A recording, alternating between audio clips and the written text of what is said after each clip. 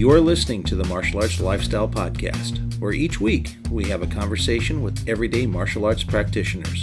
From the first motivation to train, martial arts enriches our lives and becomes a lifestyle. Welcome to the individual stories of those martial artists living that lifestyle.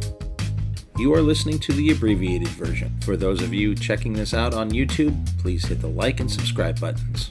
Full-length versions of this podcast can be subscribed to at our Patreon page, is www.patreon.com/malmag. Or individual full-length episodes can be purchased at our Gumroad page at malmag.gumroad.com. Before we begin this week's program, I would like to remind you to check out martialartslifestylemagazine.com to see articles on the martial arts. Click on the Store tab to find products for the practice of Southeast Asian martial arts, featuring Timmy B's brand sticks. Check out the Courses tab, currently featuring a course on the Dos Manos method of the Filipino martial arts. Also check out our Places to Train page, featuring top quality martial art academies from around the world. And of course, check out our events page for seminars and events coming up around the world. To see your school listed in our Places to Train page or your event on our events calendar, contact us at malmagonline@gmail.com. This week I sit down at the Inosanto Academy and I have a conversation with one of my first friends there, Mr. Clarrel Pope. We talk about how he got involved in martial arts, his first lessons in Judo as a kid in Japan, meeting Navy Seal Frank Cucci and starting his journey in Jeet Kune Do, the Filipino martial arts, and Muay Thai, moving to Los Angeles and getting involved in the movie industry as a stuntman, and much more. Sit back and enjoy. Welcome to the Martial Arts Lifestyle Podcast. And today I am sitting outside the infamous Inosanto Academy of Martial Arts, where I like to do in person every once in a while.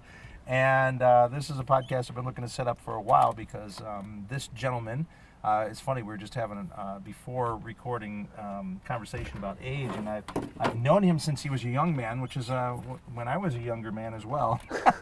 We all get old. We all get older. And I think actually you were, one of my first personal friends, I would say, that I hung out with kind of outside here. Way back in 2004 is when I came around here. So I remember it was shortly there afterwards. I remember. Yeah. Clarrel Pope, I should say your name. And I'm here. He's here. But yeah, I remember Guru saying something, kind of mentioning you to the class or something. I'm like, oh, sounds like an interesting guy. I went over and introduced myself, and I think we've been friends ever since. Ever since. You were there for my firstborn, so. That's true. I was there for his first day out, wasn't it? Yeah, I think so. It was wow. 2013? Yeah, 2013. Seems like yesterday. Exactly. But yeah, I think I saw you when I started training here, 2000, regularly I was training here 2006, 7, yeah, somewhere, about right. Yeah. Somewhere around there. Exactly. So, and like I said, we've been friends and hanging out since then. So. Yeah, you're the guy that's got the patience to do the crazy thing that we were doing when your son was out day out, which was we took that Acosta matrix and we said, let's see if we can figure out the whole 3,000 some odd combinations. Some crazy idea. We were like, can we figure this out? And we did. It took us I want to say 3 or 4 Fridays at 2 hours a pop. Mm-hmm. We did it. Right. We got through all right. of them. Yeah, over there at Westwood, right? Yeah. Was it at over there by the Veterans Hospital. Veterans Hospital, yeah. Westwood Park over by UCLA. Yeah. So. Yeah. That was cool. That was fun. That was fun to go through that and do it. Now we can say we did it. I know. And that's probably the last time I'm going to do that because. Yeah, exactly. Make your class do it, but don't. Right. Don't necessarily do. I advise everyone should try it once, just to have done it, because that way you can literally wrap your mind around. Because a number is a number, but it's hard to sometimes conceive that number. Yeah. And doing that really made you kind of really understand that. Right. Absolutely. That's pretty cool. So, well, tell us how you actually got started in martial art. So I was adopted from when I was 2 from the Philippines, and my dad was stationed in the Philippines, and then he got his next deployment was Japan. Okay. So we moved there, whatever that was, when I was 4 or 5, and he got me somehow. Actually, we were on this Mount Fuji trip to go see Mount Fuji, right? Okay. And our bus driver was a Judo instructor His name was, we just called him Rocky at the time.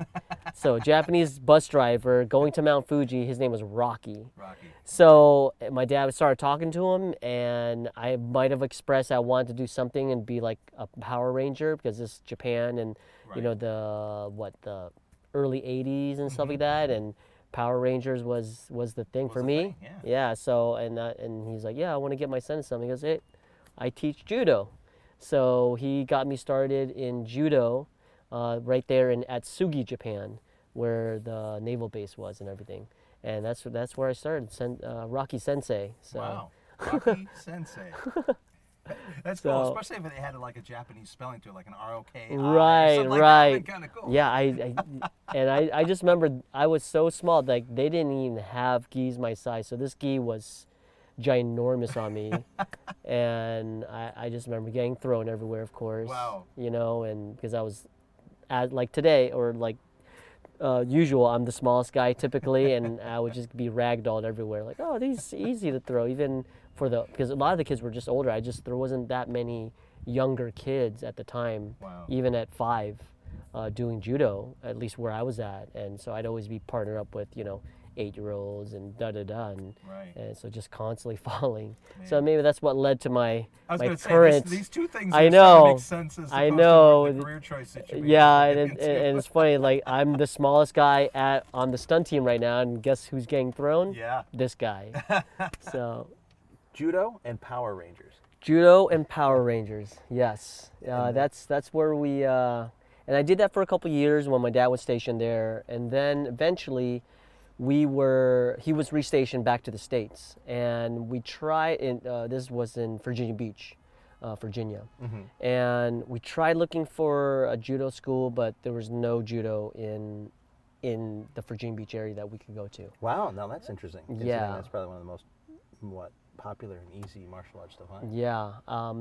For whatever reason, couldn't find it, and my dad saw Chuck Norris Karate Studios. Oh, wow. So I started there when how old was I? Maybe 9, I think, and trained there. I was there every day. I was like, a fixture at that place because I was training every day after school, at least every Saturday. I was there all the time, and eventually was able to test for my junior black belt when I was like Wow.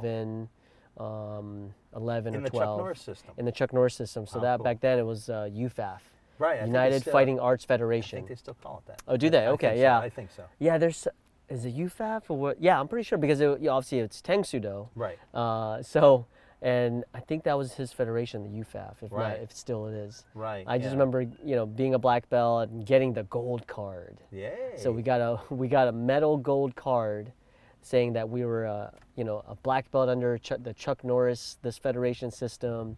I think my number is like 955 or Wow. something like that. So Cool. yeah, it was pretty cool. So that means you're like the 955th black I'm belt? assuming junior black belt. I don't know if they differentiated at the time. It was just Right. you're 955, so something Wow. like that. That's pretty good. Did you ever get a chance to meet Chuck I Norris? didn't. I had one chance where I heard he was coming into town, and whatever happened, basically, I left. He came in. I came back. He was gone. So it was one of those. So if you're out there, Master Chuck Norris, I'm ready to meet you and bring my gold card. That's interesting. I think even within maybe some of the circles of the business, you would have met him. But at the same time, he was maybe, by the time you really started getting kind of plugged in, he was kind of doing one, I think Walker. Walker And was, then- yeah. Because I remember some of our instructors left. There was another Chuck Norris location in a neighboring city, and that head instructor, if I'm not mistaken, left to go to be on the stunt team, I guess. Oh, wow. Which I didn't know, as well as some instructors at our studio, which was the Hilltop, and then the other school was Janif. If you're from Virginia Beach, you probably recognize that.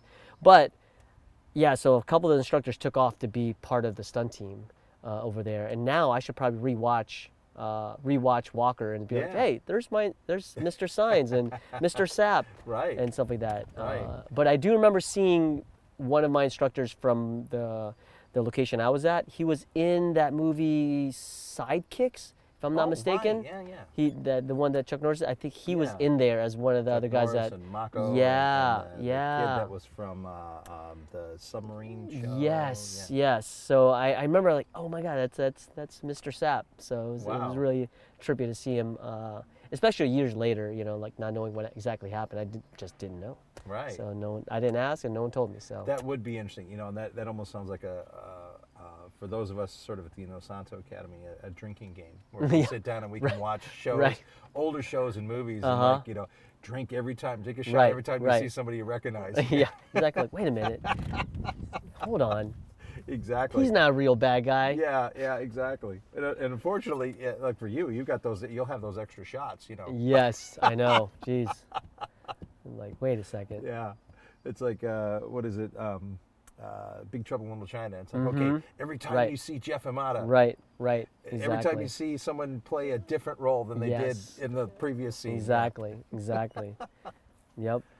That would be a fun one. Yeah, and honestly, it's still like that for me. Like if I get kind of either like during the COVID lockdown was I guess a great example of it, where you're sitting at home and I'm just piping in shows, and Right. I'm sitting here going, oh my God, there's Atticus and there's Scott and Right. there's so and so, and if the stunt's like clear, and you kind of see most of the time, like with the stunt people, I know more from movement. Right. When I watch, I go, that's got Yeah. to be one of our guys. Yes. And- 100%. yeah. 100%. And then I ask, and then I find out, or I look at the credits and I Right. find out. And you're like, oh, that makes sense. Yeah, exactly. So 100%. yeah, Chuck Norris was where I did that training, and then once I got my black belt, I was helping out more, and I actually met another instructor. I believe his name was Mike Gangloff. He was training with the instructor I learned all the other arts, Frank Cucci.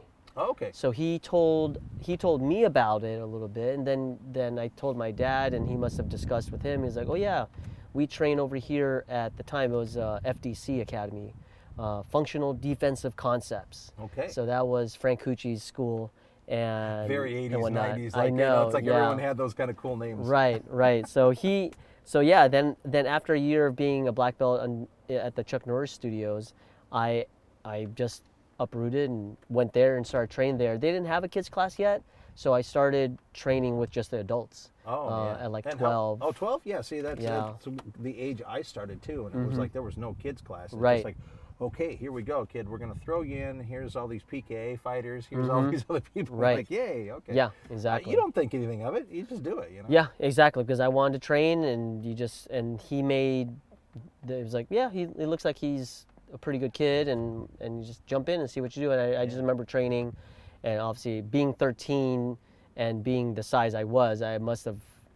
Now I look back, I'm like, man, I must have looked young. Right. I must have looked like I was 10 years old. Right. Training, and I was small enough to probably be 10 years old. Right. And I just, didn't have that problem. Yeah, obviously. you were on the opposite. Like, man, is this guy 30? Exactly. Full beard and like. No, I could never grow facial hair, so it wasn't at least that. But Right. I could get away sometimes with buying beer. There you go. So yeah, I just started training, and I stayed there for a good number of years, meeting a lot of, obviously meeting Guru Dan whenever he used to come out to Frank Cucci's school and teach. I met Eric Paulson once we changed our name from FDC to Lynx, and went through that whole phase. And just meeting a lot of great people, and just training with some legends with, that would come through. And I remember meeting Edgar Saluti there, Oh, wow. Duncan Leung, like a Wing Chun instructor, and he would just have random people like that coming through whenever they're in town or whatnot, and just do workshops, and that was a great experience. And then after training there for a while, Frank recommended me to be an instructor under Guru Dan in '98. So and that's whenever I was like first time in LA, first time on the West Coast, and I was like, whoa, this is it's crazy. It's just like totally different from Virginia, and whatnot. And then the training was awesome. Training with a bunch of other instructors, Right. and whatnot at the Inosanto Academy when they were up there up the hill. Manchester, I think. Right? Oh yeah, Manchester. down by the airport. Yeah. Yeah, down by the airport, and experienced my first earthquake Ooh, there fun. at the hotel, the Furama. Yeah. At the time, I was like, "Whoa, what is going on here?" You know. And then we had to go, and then that later that morning we would go in and train and stuff like that. So it was an amazing first experience. Yeah. In An '98. earthquake will separate your locals from not. Oh I my mean, God.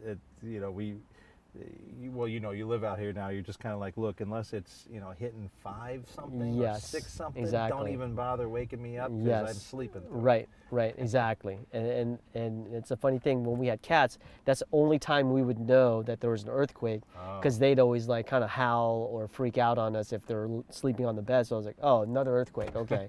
So that's the only way we would know there's an earthquake, but a lot of times my wife does sleep through it, Right. because for whatever reason, the cat's not nearby and just scratches me or something, and freaks out on me like, the earth is shaking. So, and then after that, that's actually also where I started Capoeira, because my instructor, Mestre Boneco, he started that summer or something like that. So was this here in teaching. LA or This was in LA. Okay. Yeah, this was in LA.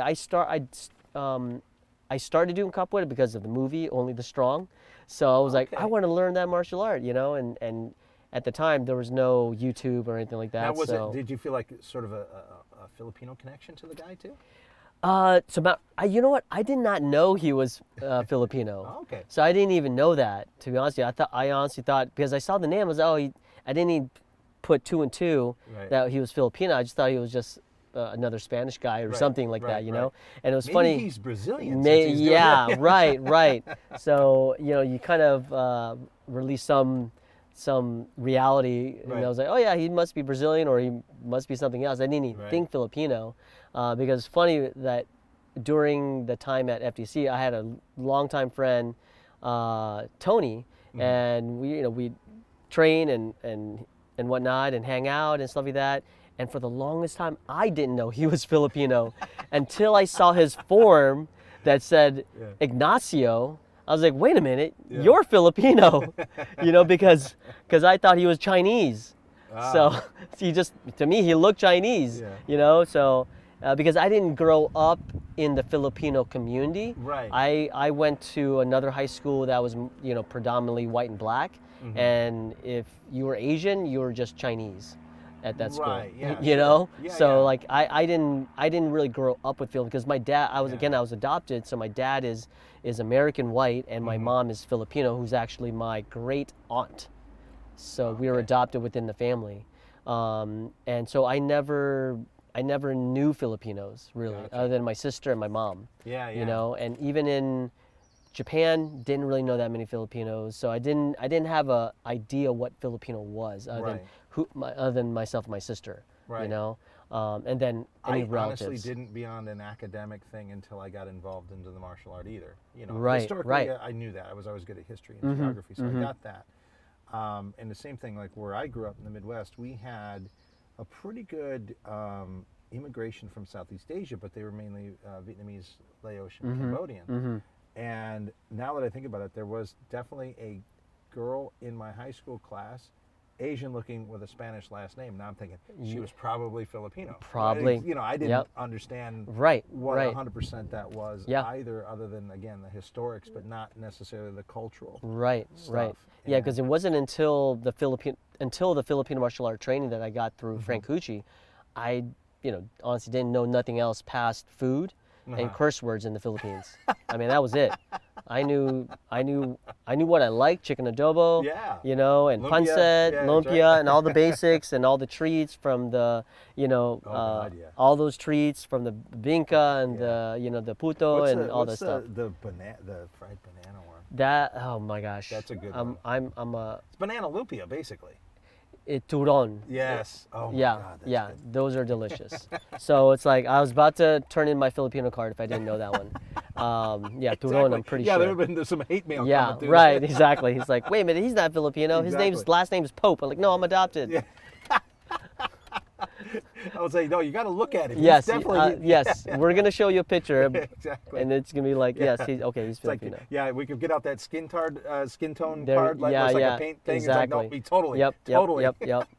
yep, absolutely. I passed in that. I passed in the looks department. Absolutely. So, which is nice because well, I'll transition to stunts and stuff like that. But yeah, it's nice to for me to just ethnically blend in with everyone. Yeah. To some level, and culturally as well. Like, because I would always just, for me, high school was like I'd be able to get along with, all the sports people, all the jocks and stuff like that, and then I'd be with the little Asian crew, and then so it was nice to be like a Ronin, per se. Like I would just go from group to group and stuff like that, and it worked. Well, it's cool. You can helps. play the bridge, the Yes. peacemaker if you have to with that Right, kind of stuff too. right, Which is, exactly. an important role. Exactly.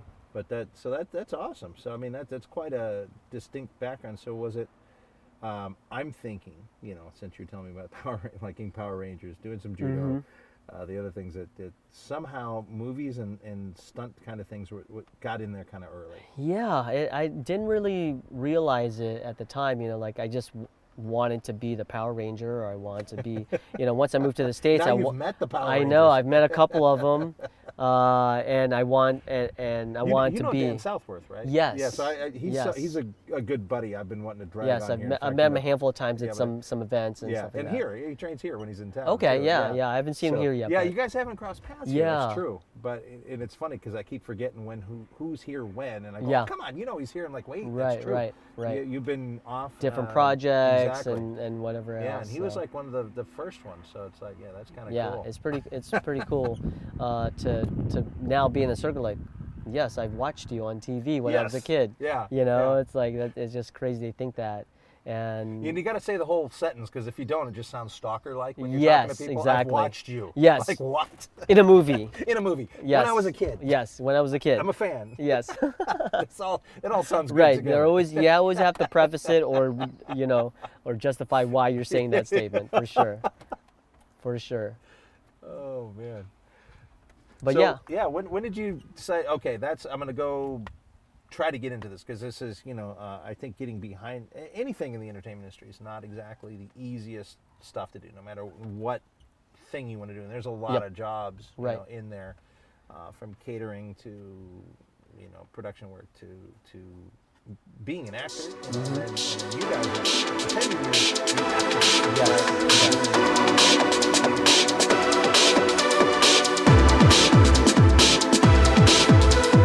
And this concludes the abbreviated version of the podcast. Please consider supporting the program by going to www.patreon.com/malmag and subscribing to the show. You can also purchase this individual episode or any individual episode at our Gumroad page. That's malmag.gumroad.com. Thank you for listening to this episode with Clarrel Pope. Coming up next week, I get on Zoom and I connect to Wisconsin, and I talk to the founder of Affinity Martial Arts and the host of the formidable podcast, Jamie Sparlin. Our Malmag online store at martialartslifestylemagazine.com has a full selection of Timmy B's brand sticks for FMA and Krabiker Bong. Timmy B's brand now selling in Japan as well. Beautiful Timmy B's brand shirts and Dos Manos shirts are available. We also have sarongs, malongs, and wooden training knives. An online course in the Dos Manos method for FMA is available under the Courses tab. More courses coming soon.